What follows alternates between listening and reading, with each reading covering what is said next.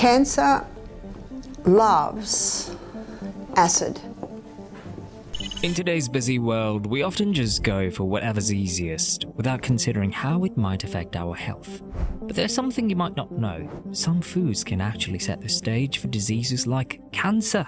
It's not just about eating unhealthy. It's about realizing how what we eat affects our bodies. In this video, we'll dive into Barbara O'Neill's surprising warning about foods that can fuel cancer. Cancer also loves no oxygen. The thing cancer loves is sugar. Dr. Barbara O'Neill highlights how crucial it is to keep our body's pH levels balanced. Your body's pH can impact whether diseases can thrive or not. Ideally, your blood pH should be between 7.35 and 7.4 for optimal health. But if your cellular pH drops to around 5.5, it can create a perfect environment for diseases like yeast infections, fungi, and even cancer. Cancer loves acidic environments with low oxygen and feeds on sugar. We suggest a diet that's highly alkalizing. We suggest ways to oxygenate the body. We also greatly eliminate the glucose, the sugars going into the body. So, when people are trying to fight cancer, a key strategy is to adjust your diet to make it more alkaline, boost oxygen levels, and cut back on sugar. You might be wondering, which foods should I avoid to keep my body healthy and resistant to diseases?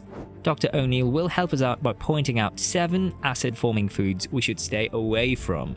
These foods contain acid-forming minerals like phosphorus, sulfur, and chlorine, which can drop your body's pH and create a more welcoming environment for diseases. Cancer hates no glucose, and cancer hates oxygen.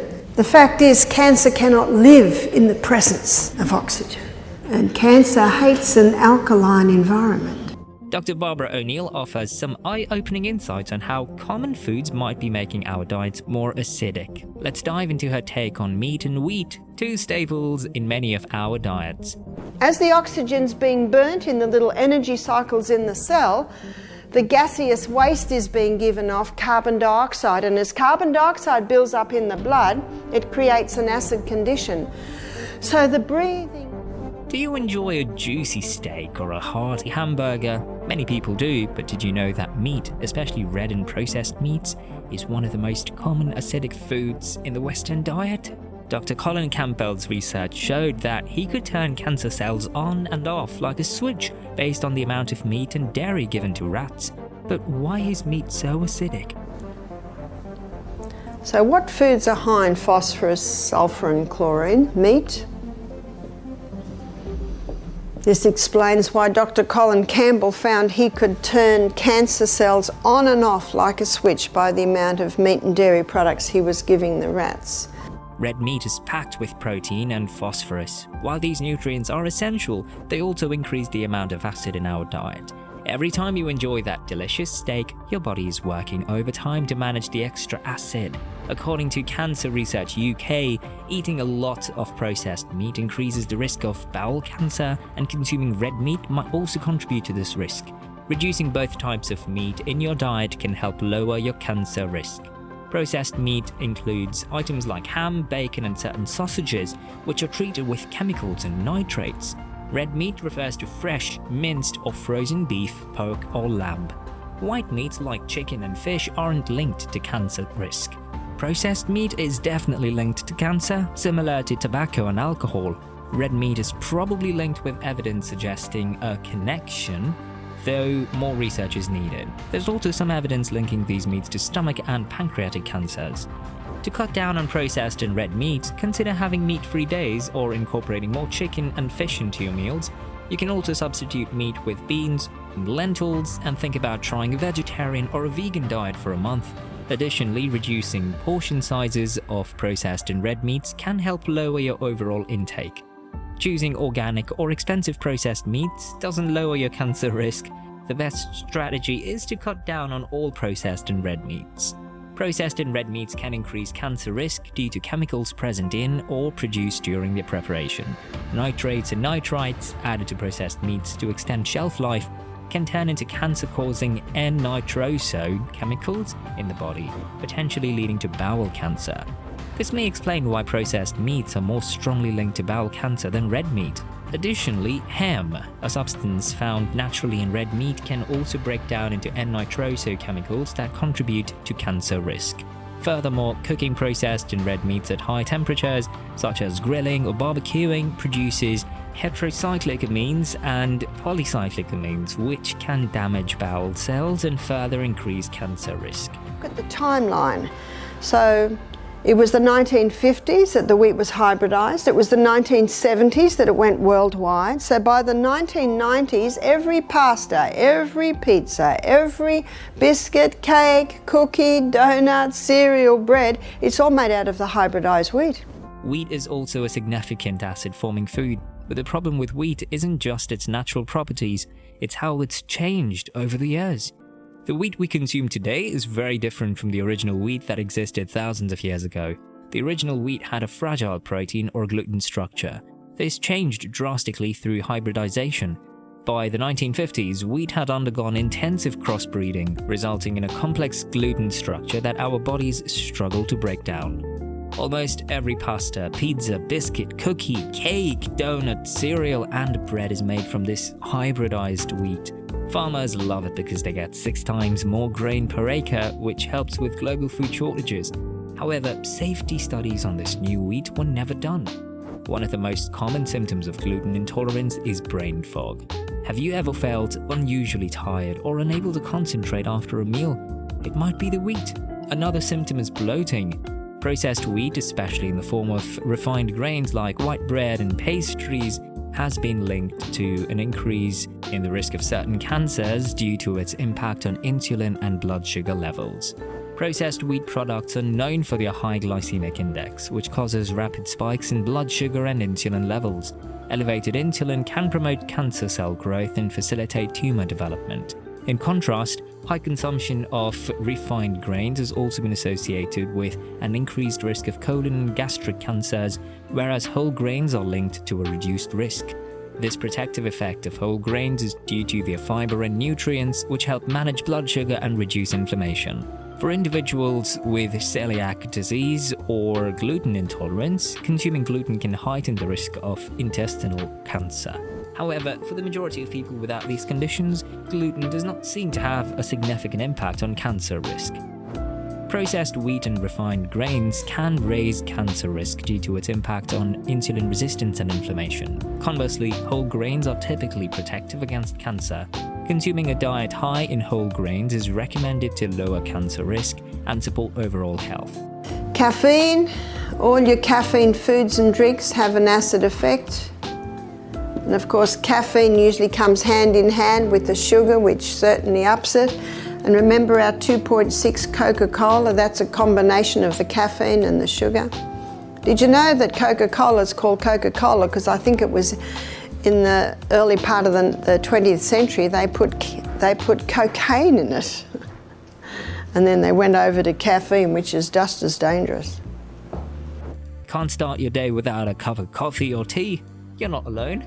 But did you know that caffeine found in your beloved beverages can affect your body's acidity levels? All those caffeine-rich drinks make your body work extra hard to keep things balanced. Imagine your body as a tightrope walker, trying to stay upright on a rope. Caffeine Blues, the author states that the painless way to come off caffeine, say a person has 3 cups of coffee a day, well, the first cup of coffee, they have half a teaspoon of coffee and half a teaspoon of, say, Caffex. And they do that every cup of coffee. They'll have no symptoms of withdrawals because they're still getting a little. And then every day they have a little bit more Caffex and a little less coffee. And if they do that over a week, they can usually get off all their caffeine with no bad headaches, which is what usually happens. When you add caffeine into the mix, it's like adding extra weight. Your body has to work harder to stay balanced, which can drain essential alkaline minerals like sodium, potassium, magnesium, and calcium. These minerals are crucial for keeping your body's pH in check. And caffeine comes with a side of sugar. Sugar can boost the acidity level even more. So the next time you reach for that sugary coffee or soda, think about how it might be tipping the scales of your body's balance. Refined sugar, it's very acid forming. Sugar itself is not a carcinogen. However, excessive consumption of added sugars, especially from processed foods and beverages, can lead to obesity, which is a significant risk factor for cancer. There's no evidence to suggest that sugar directly promotes cancer cell growth or causes cancer. There is a belief that sugar feeds cancer cells because cancer cells grow faster than normal cells and have increased glucose needs. Cancer cells often alter their glucose metabolism to meet this higher demand. However, this does not mean that consuming sugar will accelerate cancer cell growth or cause cancer. All foods are eventually broken down into glucose, which is essential for the energy needs of all cells, not just cancer cells. The Cancer Council recommends healthy eating and maintaining a healthy weight to help protect against cancer. They support the Australian Dietary Guidelines, which advocate for consuming a diverse range of foods from the 5 food groups each day. Additionally, they advise limiting the intake of foods high in added sugars such as biscuits, cakes, sugar-sweetened soft drinks, cordials, and energy drinks. Although sugar itself is neutral, it becomes a problem once it's metabolized. The liver breaks down sugar, creating acids like lactic and acetic acid that increase your body's acid load. It's like adding fuel to a fire. This process depletes your body of important minerals like calcium and magnesium, which are essential for neutralizing acids. Plus, high sugar intake can mess with your insulin levels, leading to even more mineral loss through urine. And sugar can alter the gut bacteria, promoting the growth of acid-producing microbes and adding to the acidic burden. All these factors contribute to an overall more acidic environment in your body. Aged cheese.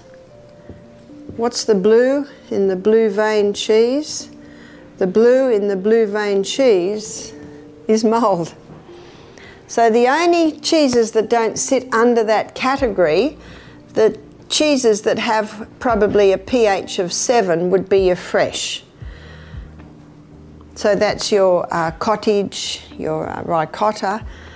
I'm not saying that they are okay, because usually they come from cows who have not been fed right or have chemicals in them. But on the pH scale, they're not as acid. Most aged cheeses are quite acidic due to their high protein and phosphorus content. While fresh cheeses like cottage cheese or ricotta are less acidic, they still come from cows that might not have the best diet or may contain chemicals. Dairy products in general tend to be acid-forming. When they are digested, they produce acidic compounds that need to be neutralized or expelled by your body. This puts extra stress on your kidneys, which have to work harder to handle the increased acid load. It's not about avoiding these foods completely, but rather enjoying them in moderation. Balancing your diet with both acid-forming and alkaline-forming foods is key to maintaining your body's pH balance and overall health. Alcohol breaks down in the body to acetaldehyde, and acetaldehyde is a neurotoxin. We don't want a neurotoxin. A neurotoxin is a brain killer. Most people enjoy a drink every now and then. Although alcohol isn't a food, it still creates an acidic environment in the body. How does this happen? When alcohol is broken down, it turns into a substance called acetaldehyde. This isn't just any ordinary chemical. Acetaldehyde is a neurotoxin, which means it can harm your brain. We definitely don't want that. According to Cancer Research UK, alcohol consumption increases the risk of cancer. While drinking alcohol doesn't guarantee you'll develop cancer, the risk rises with the amount of alcohol consumed. All types of alcoholic beverages, regardless of their specific content, contribute to cancer risk because it's the alcohol itself that causes damage. Therefore, reducing alcohol intake can lower your risk of cancer. Additionally, drinking less alcohol offers other health benefits, such as reducing the likelihood of accidents, high blood pressure, and liver disease. Alcohol can increase cancer risk through several mechanisms. When consumed, alcohol is metabolized into acetaldehyde, which can damage cells and impede their repair. Additionally, alcohol can raise levels of hormones like estrogen and insulin, leading to more frequent cell division and a higher risk of cancer. It also makes cells in the mouth and throat more prone to absorbing harmful chemicals. Regardless of the type of alcoholic beverage, beer, wine, or spirits, alcohol itself is harmful, and even small amounts can contribute to cancer risk. Remedies for hangover do not mitigate the damage caused by alcohol consumption. Drinking alcohol is linked to 7 different types of cancer, including breast cancer, bowel cancer, mouth and throat cancers, which is esophagus, larynx and pharynx, as well as liver cancer. Breast cancer, the most common cancer in the UK, is notably influenced by alcohol consumption, with around 1 in 10 cases attributed to drinking. Even low levels of alcohol can increase breast cancer risk. Binge drinking heightens risks such as alcohol poisoning and injuries, but for cancer risk, the total amount of alcohol consumed is what matters most. No drinking pattern is inherently better or worse. Additionally, combining alcohol with smoking exacerbates cancer risk, particularly for mouth and upper throat cancers, as tobacco and alcohol together cause greater cellular damage. Alcohol can also enhance the absorption of harmful effects of tobacco's cancer-causing chemicals. For support with alcohol or smoking, consult a doctor or visit resources like the NHS Alcohol Support webpage. While there are claims that alcohol might benefit heart health or lower blood pressure, NHS guidance suggests that the evidence for these benefits is not definitive. Research indicates that no level of alcohol consumption is completely safe, and even small amounts can raise the risk of cancer. So you should cut alcohol 100% from your diet if you're concerned about cancer. But is it necessary to completely cut out all acid-forming foods from your diet? The good news is no, you don't have to be that strict. Dr. O'Neill recommends that while you don't have to eliminate them completely, your diet should be balanced. Aim for 20% of your food intake to be acid-forming, and the remaining 70 to 80% should come from alkaline-forming foods. Dr. Barbara O'Neill has also shared cancer-fighting foods. She recommends consuming lemons, which, despite being acidic, turn alkaline in the body, and dark green leafy vegetables, which are rich in essential nutrients and antioxidants. Legumes, whole grains, nuts, pumpkin seeds, and ginger are also beneficial. She advises getting sunlight for vitamin D and suggests a temporary cut in fruit intake to reduce glucose that cancer cells thrive on. For a healthier diet, consider integrating these foods and strategies. What dietary changes will you try first? Share your thoughts in the comments, and don't forget to like, subscribe and hit the bell icon for updates. Also, let us know what you think of Barbara O'Neill by sharing your views in the comment section below.